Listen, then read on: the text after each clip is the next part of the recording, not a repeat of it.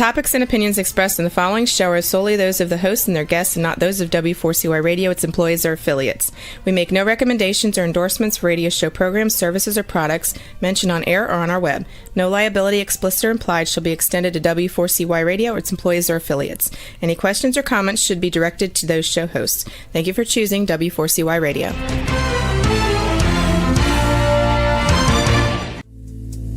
Welcome to Powerful Business Strategies, where you will find out that everything you have ever learned about growing your business is wrong. Finally, a show where you'll learn the right way to grow your business by learning business and financial strategies that your competition isn't doing.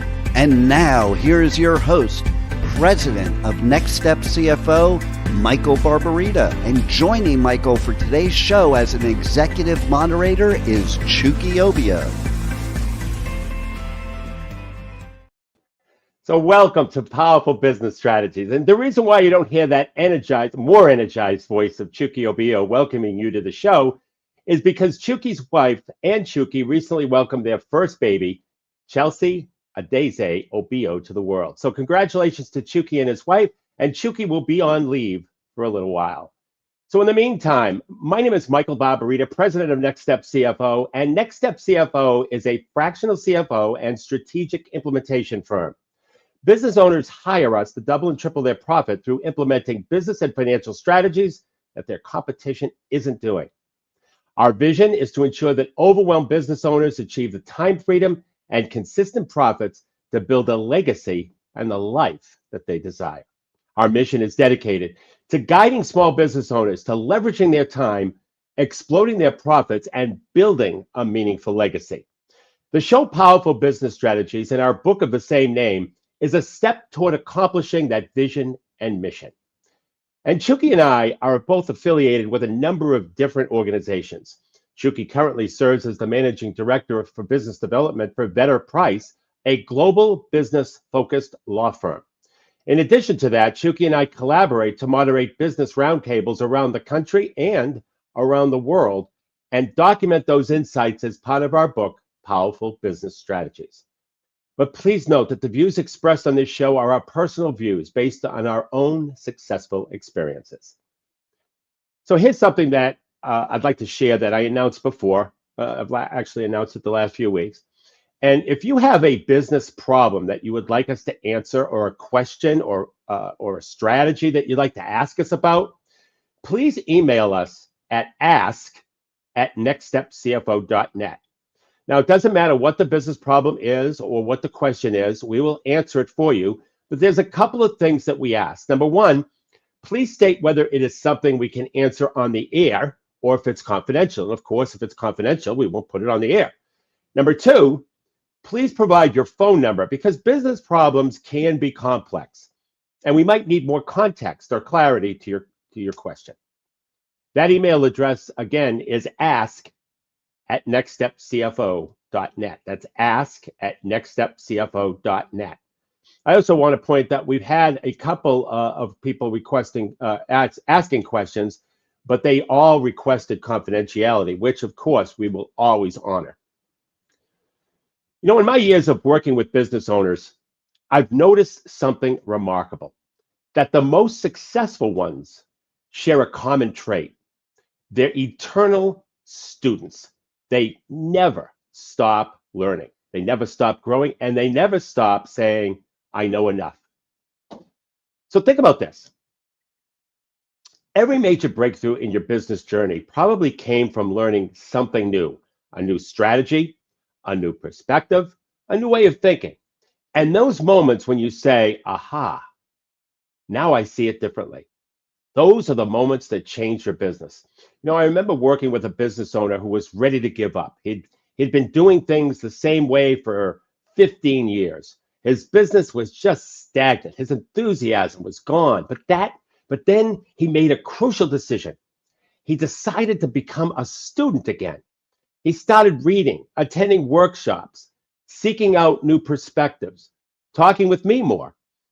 Within 6 months, his business was growing again, but more importantly, his passion had returned. Here's what I want you to understand, that the most dangerous words in business aren't I failed. They're I know enough. The moment you stop learning is the moment your business starts dying. Every business is evolving, every market is changing, and every day brings new opportunities to those who are ready to see them. But here's the beautiful thing. You don't have to make dramatic changes to keep learning. Start small, little tweaks. Read one article a day about your industry. Listen to one podcast on your commute. Have one conversation a week with someone who thinks differently than you do. These small investments in yourself, they compound over time, just like interest in a bank account. Remember, your business can only grow as much as you do. Every minute you spend learning is an investment in your company's future. The challenges you're facing today can be solved with knowledge that you don't have yet. So stay curious, stay hungry, and stay hungry for knowledge, and never stop being a student of your craft. So every business owner knows the feeling, you're looking at your profit and loss statement, maybe seeing some healthy revenue numbers, but wondering why there isn't more profit to show for all your hard work. You're not alone. I've helped hundreds of business owners transform their revenue into real bottom line profit. And I can tell you this, the gap between your current profits and your potential isn't about working harder. It's about working smarter. And today, I'm going to show you exactly how to turn more of every dollar that you earn into profit that you can actually keep. Because it's not just about making money or generating revenue. It's about keeping the money that you make. So today we're going to take into a deep dive into something that every business owner needs to understand: the profit growth formula, turning every dollar of revenue into maximum bottom line impact. I recently worked with a business owner who was doing about $3 million in annual revenue, but only keeping about $150,000 in profit. And he was frustrated and he was exhausted. And he couldn't figure out why he was working so hard for such a small return. Sound familiar? Well, within 6 months of implementing what I'm about to share with you today, or some of the things that I'm about to share with you today, his profit increased to $450,000 without increasing his revenue by a single dollar. Today, I'm going to show you exactly how he did it, and more importantly, how you can do it too. Oh, I got a question from a listener. He asks, Michael, why do you think so many businesses struggle with profit even when they have good revenue? Well, it's what I call revenue hypnosis. Business owners get hypnotized by top line growth and lose sight of what really matters, which is bottom line profit. And they're so focused on making the sale, they forget to make sure they're keeping enough of what they earn. So let me give you a quick example. I worked with a construction company that was celebrating landing a $500,000 contract, their biggest ever. It was great. But when we analyzed the numbers, we discovered that they would actually lose money on the job because they were focused on the revenue side and they forgot about focusing on profit. So today, we're going to break down 3 major areas where profit hides in plain sight. One is strategic pricing. The other is operational leverage. And the third is profit leak prevention. More importantly, I'm going to show you exactly how to capture that profit without having to work harder or taking on more stress, which is something I know we business owners always take on. And the best part, these strategies don't require that you get more customers or increase your sales. They simply require you to be smarter about the money that you already are making. And by the end of today's show, you'll have a clear roadmap for turning more of your revenue into actual profit. Oh, another question. Can any business implement these strategies? Well, absolutely. I've used these exact strategies with retailers, manufacturing, service businesses, contractor, you name it. And the principles work across any industry because they're based on fundamental business math, not specific industry tactics. So let me share something. In my experience working with hundreds of businesses, I found that most companies are leaving between 30% and 50% of their potential profit on the table. not because they're doing anything wrong, but because they're not looking in the right places for profit opportunity. So think about it. If you're making 100,000 in profit, you might have another 30 to 50,000 available by implementing these strategies, and that's without getting a single new customer or working a single extra hour. So let me dive into the first major area of profit growth that I talked about, strategic pricing. Most businesses approach pricing completely backwards. They look at their costs, add a markup, and hope it's enough. That's not pricing. That's not a pricing strategy. That's called pricing surrender. So let me share a story that illuminates this. A commercial landscaping company that was pricing their services based on what they thought the market would bear. And they were getting plenty of business, but their profit margins were razor thin. And they're hardly making any money. And when they analyzed their pricing, they discovered that they had categorized all their services into 3 tiers: basic, so basic services, premium services, and deluxe services. But when they looked at actual profit margins, some of their basic services were more profitable than their deluxe ones. And they were literally pushing customers toward less profitable services. And so they implemented what they called profit first pricing. So instead of starting with costs, they started with target gross profit margins. They analyzed every service that they offered based on 3 factors: the actual cost to deliver it, the value it provided to the customer, and the operational complexity involved. Now, this analysis revealed that their snow removal service, which they saw as a basic offering, actually provided enormous value to their commercial clients. Why? Because snow removal was critical for liability and business continuity. And they repositioned this service and increased prices by 40%, but not a single customer complained because the value was obvious. This is what business owners are constantly afraid of. They're constantly afraid that they're gonna lose business to a competitor when they increase their prices. But if you increase your prices strategically, like in this particular example with the landscaping company, that is when customers hardly notice. And especially if you add more value to your product or service that has very little cost to it. And so just adding little things, like when I was in the frozen cookie dough business, I added a free convection oven with every opening order. And I knew the value of a customer. So I knew that once my customer tried the product, I knew I could expect probably $5,000 to $10,000 in additional orders, because that's what I was averaging. And so it was easy to give away a $200 convection oven with a $50 opening order.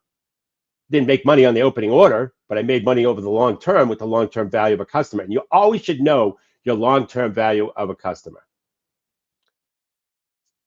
So back to that landscaping company, what they also discovered is that some of their premium services, like intricate landscape design, were actually eating into their profits because of the time and revisions involved. Instead of dropping these services, they restructured them. They created a clear scope of work that included 2 revisions with additional revisions at an extra charge. And the result was their overall gross profit margin increased from 8% to 23% within 4 months. And here's the key: they didn't lose any customers. They just started charging appropriately for the value that they were delivering. For the value, that's the key word, for the value that they were delivering. You increase the value of your product or service, you can demand more money. So let me share another powerful pricing strategy. I call it the value-based packaging. And most businesses give away valuable add-ons because they're afraid to charge for them. But when you package your services, products or services strategically, customers actually prefer to pay for the complete solution. So as an example of an IT service provider that I worked with, who was including after-hours support in all of their contracts because they thought they had to compete on service. Well, we analyzed their support logs and found that only 20% of their clients regularly used after-hours support, but they were essentially giving it away to everyone. We structured their pricing into 3 tiers: standard, which was 8 a.m. to 5 p.m. support; premium, which is 7 a.m. to 7 p.m., and enterprise, which was 24/7. And so here's what happened. 60% of their clients chose premium, that was 7 a.m. to 7 p.m. 15% chose enterprise, and 25% stayed with standard. Their average contract value increased by 34%, and their gross margins improved by 45%. Oh, here's another question from a listener. But so the question is, well, what about businesses that are in highly competitive markets? Won't raising prices drive away those customers? Well, this is, I kind of just went through that, but this is where most businesses get it wrong. They think they're in a price-sensitive market, but what they're actually in is a value communication market, a value communication problem. So let me explain with another example. So a commercial cleaning company was stuck in a brutal price war. Just imagine, there's a million of those. Every time they tried to raise prices, competitors would undercut them. So they took a different approach. They analyzed their actual costs and identified which services were truly profitable and which ones weren't. And they discovered that their deep cleaning services, which they did quarterly for most clients, were highly profitable. And while their daily maintenance cleaning was barely breaking even, instead of raising prices across the board, they created a new pricing model that incentivized clients to commit to quarterly deep cleaning by offering a discount on the daily maintenance that they did. So this accomplished 2 things. First, it increased their overall profitability because clients were, using more of their high margin services. And second, it made it harder for competitors to copy because they couldn't just match a single price point. They had to match an entire pricing structure. That's another thing. When you bundle things together and package things together, it's more difficult for competitors to match you. So if you're bundling products and services together, it's much more difficult. When I was in the ski business and I packaged clothing to match the most popular ski designs and ski graphics, no one could really copy it because I had different types of clothing in the different packages. So it was real difficult to copy, and some of them didn't carry the brands that we did. So let me share one more powerful pricing strategy that transformed a client's business. I call it solution-based pricing, and it's particularly effective in service businesses. So I worked with an HVAC company that was pricing like everyone else, by the hour, plus parts. And they were getting plenty of work, but struggling with profitability. And when we analyzed their business, we discovered something really interesting about their emergency service calls. Their customer didn't care about hourly rates in an emergency call. They cared about getting their AC working again quickly or whatever was broken. So we completely restructured their pricing. So instead of charging by the hour, they created fixed price solutions based on the problem type.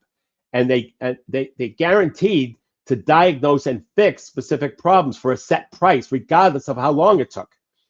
For example, instead of saying we charge $150 an hour, they'd say, we'll fix your AC today for $397, guaranteed. Their conversion rate on service calls increased by 40% because customers loved the certainty. Their gross profit margins improved by 35% because they could now be rewarded for efficiency rather than time spent. But here's something interesting. Complaints about pricing dropped almost to zero. And when you give people certainty, they're often willing to pay more for it. This same principle works in any industry where customers are more concerned with outcomes than process and price. They're more concerned with outcomes. So here's a couple of questions from our listeners.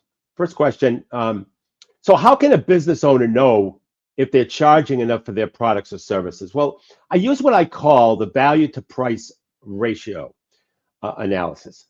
You look at 3 most profitable customers and ask these questions. Number 1, what problems do we solve for you? 2, what would happen if you couldn't use our service anymore? And their answers reveal real value that you provide. So, for example, I worked with an IT company that was charging $125 an hour for support, and when we asked their clients these questions, we discovered their service was preventing an average of $5,000 in lost productivity per month. They were drastically undercharging for the value that they delivered. And the key is to quantify your value in terms that matter to your customer. Don't focus on what it costs you to provide the services. Focus on what it's worth to them to have their problem solved. Boy, that's big what I just said there. Another question from the audience is, what's the biggest pricing mistake that you see businesses make? Well, the biggest mistake is what I call competitor-based pricing. Businesses look at what their competitors charge and then charge a little less, thinking that's how they're going to win business. It's just a race to the bottom. Nobody wins that.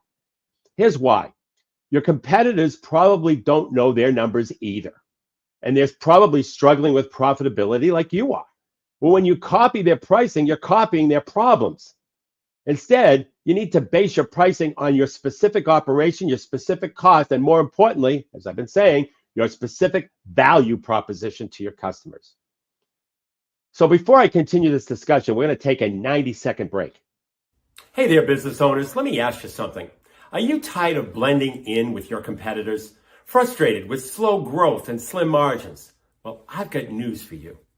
Everything you've ever learned about growing your business is wrong. But don't worry. I'm here to let you in on a secret weapon, your position of market dominance. It's what sets you apart, makes you irreplaceable, and has customers lining up at your door. My name is Michael Barbarita from Next Step CFO. I know what you're thinking. Sounds great, Michael, but how do I find my position of market dominance? Well, that's exactly why we've created our game-changing implementation program called Next Step to Market Dominance. In just 90 days, we'll guide you step by step to a position of market dominance by uncovering your unique strengths that competitors can't touch, by crafting a message that resonates deeply with your ideal customer, by building a strategy that turns you into the go-to expert in your field. Now, this isn't theory. These are battle-tested strategies that have helped businesses like yours double, triple, and quadruple their revenue. Don't let another quarter go by struggling to stand out. It's time to dominate your market, period.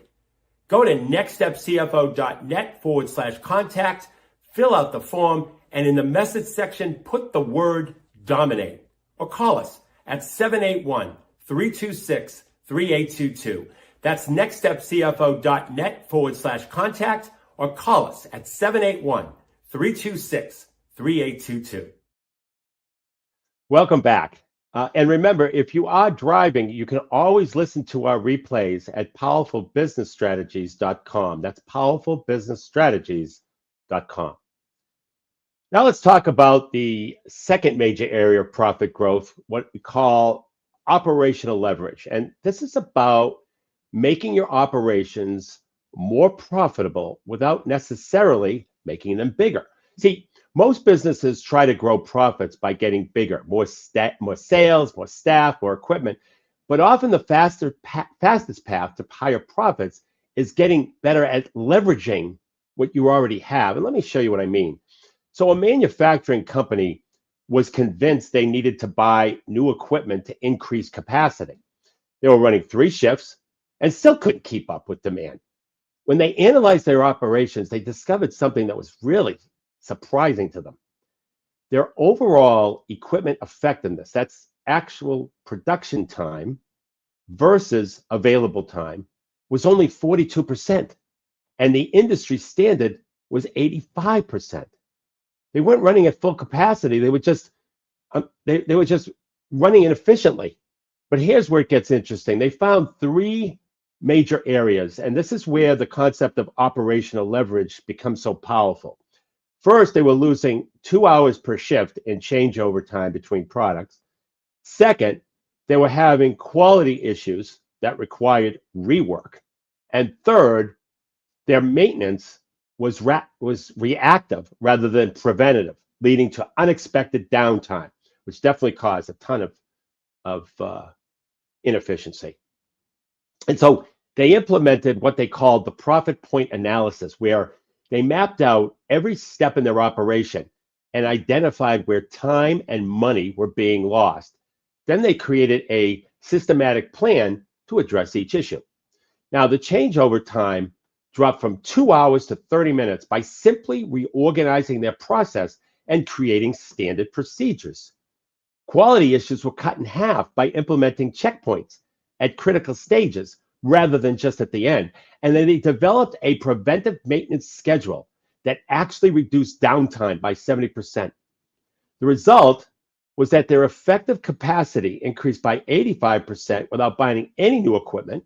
Their profit margin improved from 12 to 28% because they were getting more production from the same fixed costs. But operational leverage isn't just for manufacturing. Let me share how that principle worked for a service business. So there was a law firm that was struggling with profitability despite having a full load of clients. And when they analyzed their operations, they found that they were leaking profit in how they were using their most expensive resource, which of course, as you can imagine, was attorney time. And they implemented what they call the value time mapping. And for every activity in the firm, they asked two questions. Number one, does this require attorney expertise? And number two, what's the value to the client? Well, they discovered that attorneys were spending 40% of their time on tasks that could be handled by paralegals or automated systems. So by restructuring how work flowed through the firm, they were able to create profit centers instead of just departments. And they developed systems that matched tasks to the appropriate skill level, automated routine documents, and created client intake processes that gathered better information up front. And the results were dramatic. I mean, attorney billable hours increased by 28%. You can imagine how high those were. And because they were focusing on high value work. And then profit per partner increased by 45%. But also, here's the thing, client satisfaction scores went up because work was being handled more efficiently at every level. Now, notice I said client satisfaction scores. How did they know that? Well, they track their data. This is something we business owners never do. We're scared about the math and the data, but it's the data that helps drive the decision making, and it did so for this law firm. So here's a question. Here's a question from a listener. Can smaller businesses apply these same principles? Absolutely. So in fact, sometimes it's easier for smaller businesses because they can be more nimble. Let me give you an example of a small plumbing company that increased their profitability through operational leverage. So this company had 4 trucks on the road, and it was struggling to keep up with demand. They thought they needed more trucks and needed to hire more plumbers, and instead they analyzed their operation, very important to do, and found that they were only averaging 5 completed jobs per truck per day when similar companies were doing 8. So once again, they looked at their data. And the problem wasn't their plumber's skill, it was their scheduling and routing. They implemented a simple system that organized jobs by geography and type. They also created a detailed list of what should be in each truck at the start of each day. These 2 changes increased their completed jobs to 7 completed jobs per day. Their revenue went up 40% with the same number of trucks and the same number of plumbers. But here's the best part, their profit. Their profit went up 85% because all of their fixed costs stayed the same while they got more production from their existing resources. By the way, that's the beauty. That's the beautiful part about this. When you change operational efficiencies and make it more important, most of that profit falls to the bottom line because most of your overhead is fixed. It's the same through every period, through every relevant revenue range. So let me share another a powerful aspect of operational leverage that most businesses, quite frankly, miss completely. And I'll call it the capacity multiplier effect. So a physical therapy practice that thought they needed to add more treatment rooms to grow, but when they analyzed their operations using the capacity multiplier framework, they discovered that their existing space could handle 40% more patients just by changing their scheduling approach. Now, they were scheduling all their patients on the hour, which created bottlenecks in their treatment rooms. But by staggering the appointments every 20 minutes and implementing what they called flow zones in their facility, they could actually serve more patients with the same space and staff. And the result was that their revenue increased by 35%, while their overhead stayed exactly the same. And that's the power of the capacity multiplier effect, getting more output from your existing resources by optimizing how you use them. So, see a couple of questions from listeners. First, how can a business owner identify their best opportunities for operational leverage? Well, I use what I call the resource utilization analysis. So start by tracking how your most expensive resources, whether that's people, equipment, or space, how they're being used throughout the day. And look for three things. Number one, idle time. Number two, mismatched activities. And number three, bottlenecks. For example, a company in the dental industry who discovered that their most expensive resource, the dentist, was spending 30% of their time reviewing charts and doing paperwork that could be delegated. So by restructuring their workflow, they increased procedure time by 25% without working longer hours. And remember, the biggest opportunities often hide in plain sight because we're so used to doing things a certain way. So the second question from a listener is, so what's the fastest way to start implementing these principles? We'll start with what I call quick win analysis. Make three lists: things you can change immediately with no investment, things that require minor investment or trimming, and things that need major changes. And focus on the first list. For instance, I had a manufacturing client who improved efficiency by 15% in 1 week just by reorganizing their workspace. No new equipment, no new staff, just a smarter layout. These quick wins not only improve profit immediately, but they also build momentum and buy-in for bigger changes. So before I continue this discussion, we're going to take a 90-second break. Hey there, business owners. Let me ask you something. Are you tired of blending in with your competitors? Frustrated with slow growth and slim margins? Well, I've got news for you. Everything you've ever learned about growing your business is wrong. But don't worry. I'm here to let you in on a secret weapon: your position of market dominance. It's what sets you apart, makes you irreplaceable, and has customers lining up at your door. My name is Michael Barbarita from Next Step CFO. I know what you're thinking. Sounds great, Michael, but how do I find my position of market dominance? Well, that's exactly why we've created our game-changing implementation program called Next Step to Market Dominance. In just 90 days, we'll guide you step by step to a position of market dominance by uncovering your unique strengths that competitors can't touch, by crafting a message that resonates deeply with your ideal customer, by building a strategy that turns you into the go-to expert in your field. Now, this isn't theory. These are battle-tested strategies that have helped businesses like yours double, triple, and quadruple their revenue. Don't let another quarter go by struggling to stand out. It's time to dominate your market, period. Go to nextstepcfo.net/contact, fill out the form, and in the message section, put the word dominate. Or call us at 781-326-3822. That's nextstepcfo.net/contact, or call us at 781-326-3822. Welcome back. And remember, you can catch all of our podcasts at powerfulbusinessstrategies.com. So in our final segment today, let's talk about what might be the biggest opportunity for profit improvement. That's what I call profit leak prevention. See, most businesses are losing profit every day through dozens of small little leaks that they don't even see. And I call this the profit leak principle. Small, consistent losses that add up to major impact on the bottom line. And so let me share a story that illustrates this.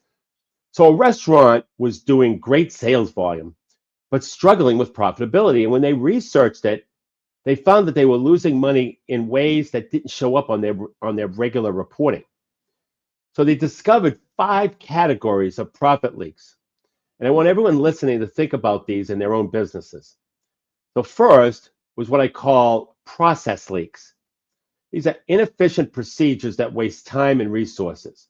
Now, in the restaurant's case, they were prepping certain items twice daily instead of once because of poor communication between shifts.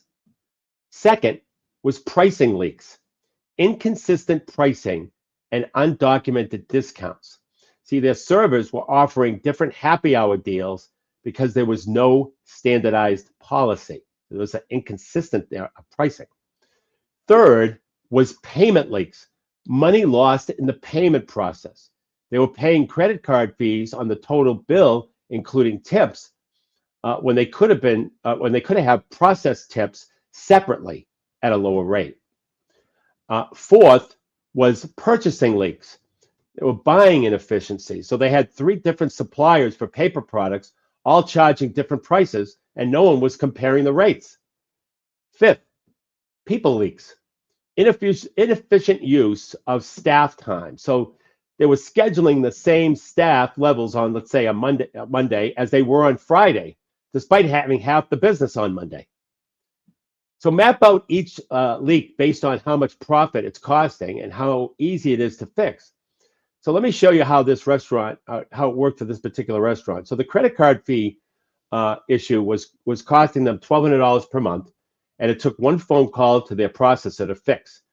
The scheduling issue was $2,000 per month, but required a new system and staff training to address.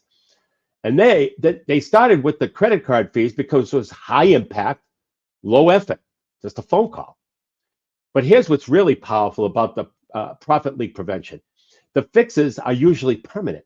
Once you fix a leak, it stays fixed for as long as you maintain good systems. And so within 6 months, the restaurant had plugged leaks that added to $84,000 to their annual profit. So let me share another example from a completely different industry. So an auto repair shop was struggling with profit margins. Their revenue was strong, but their profit was weak. The profit leak audit revealed something really, really surprising, especially to them. They were losing money on parts markup because they hadn't updated their pricing formulas in 3 years, despite supplier pricing increases. And so they were losing money on diagnostic time because they weren't charging for some common tests that their competitors all charged for. But the biggest leak was in their warranty work. They were replacing entire assemblies when one component was failing, and their parts supplier would have warranted just a failed component. Man, question from a listener. So how do you help businesses prevent new leaks from developing? Well, this is where we implement what I call a profit protection protocol. These are systematic checks that become part of your regular business rhythm. And let me share the 3 most important protocols. First is the monthly margin review, checking the actual. I know we're going to look at numbers again. I get it, y'all out there. So it's called the monthly margin review, checking the actual gross profit margins on your top 20 products or services every month. This catches pricing leaks very quickly. Second, the quarterly process audit. So having fresh eyes review your key operational processes every 90 days, this catches efficiency leaks before they become habits. Third is the systematic spend review. So that's analyzing every vendor relationship and recurring expense twice a year. This catches purchasing leaks and opportunities for better terms. Don't forget that.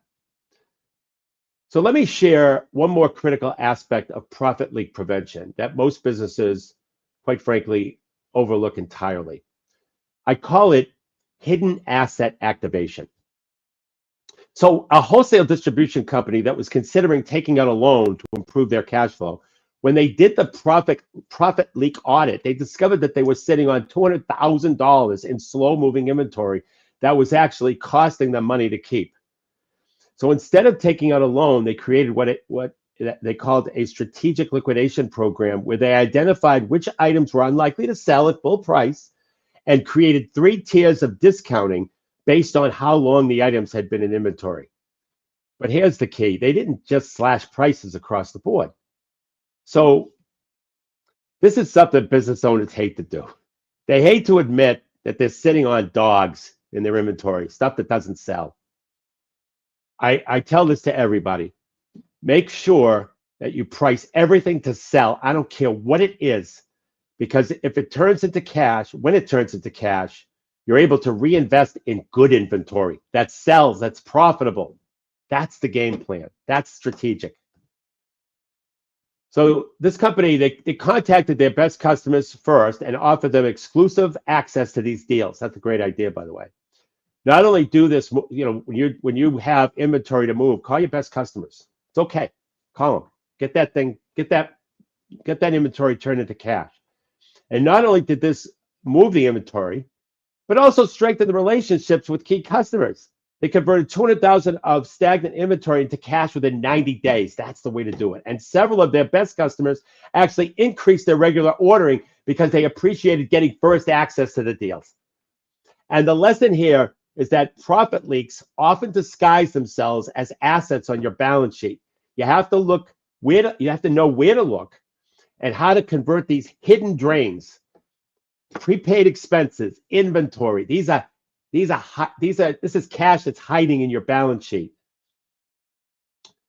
So 2 more questions from listeners. How quickly can a business expect to see results from plugging profit leads?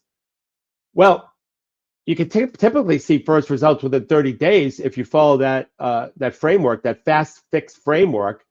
You start with leaks that require no approval, no investment, no extensive training to fix.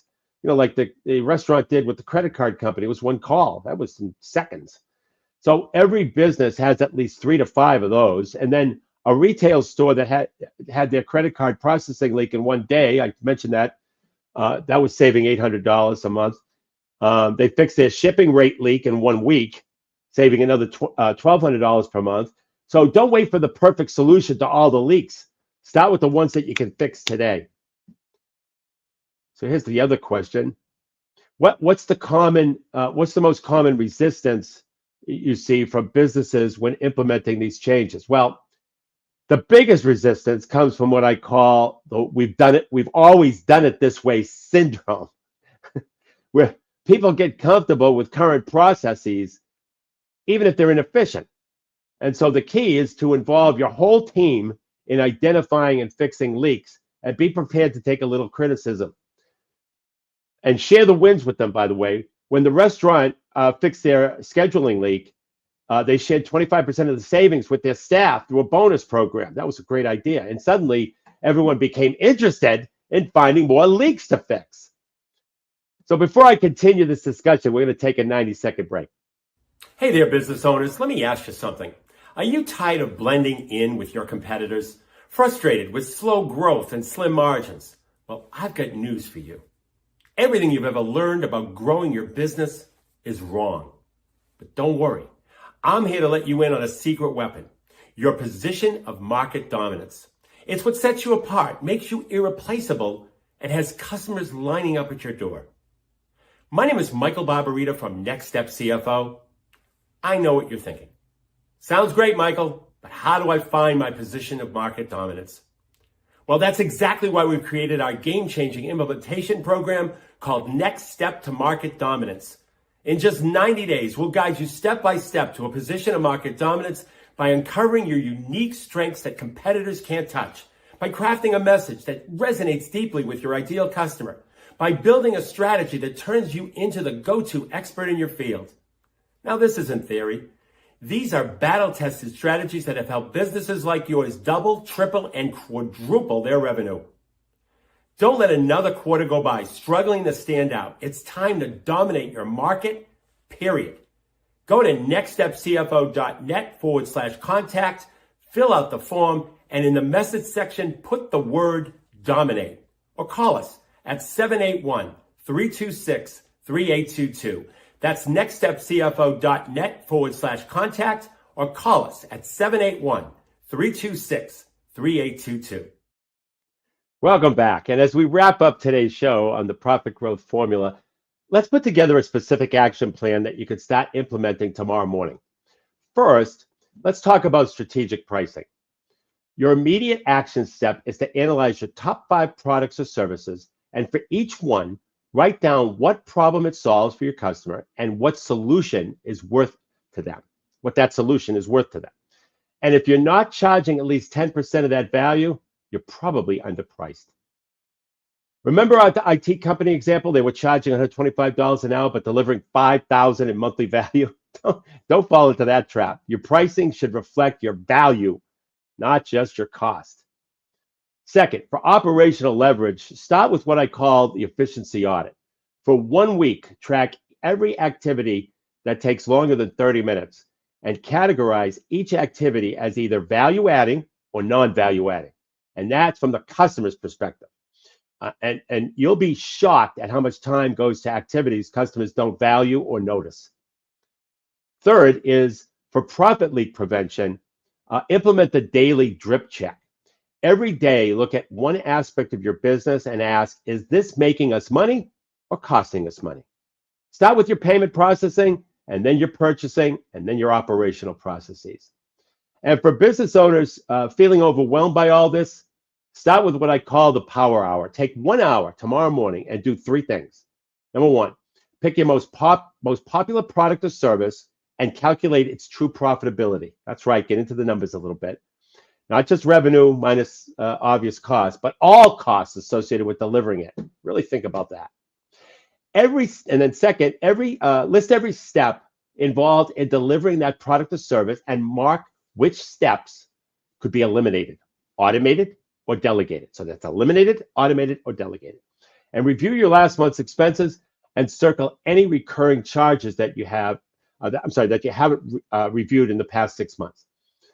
So just doing these 3 things will usually reveal at least one significant opportunity for profit improvement. Remember, increasing profit isn't about working harder, it's about working smarter. And it's about making sure that you keep more of every dollar that you generate. The strategies we discussed today aren't just theory. They're proven approaches that have helped hundreds of businesses dramatically improve their bottom line. I'd like to talk about one thing that we do at Next Step CFO for our clients that gives the client more confidence in increasing their prices. So we have a tool that will tell you how many customers, when you do a price increase, and you could tell us how much of a price increase, how many customers you can afford to lose and still make the profit that you were making before the price increase. And the reason why it gives business owners confidence is virtually, not every time, but virtually every time that I tell them how many customers they can afford to lose, they say, I'm not going to lose that many customers. And that gives them confidence to have the price increase. To get a copy of the book, Powerful Business Strategies, simply go to our website, www.nextstepcfo.net. It's totally complimentary. And until next Monday at noon Eastern Time, for Chucky Obio, my name is Michael Barbarita, and remember, don't keep doing what your competition is doing. You have been listening to Powerful Business Strategies, finding out that everything you ever learned about growing your business is wrong. Tune in next week and every week at noon Eastern Time on W4CY Radio with your host, Michael Barbarita of Next Step CFO and moderator Chucky Obio.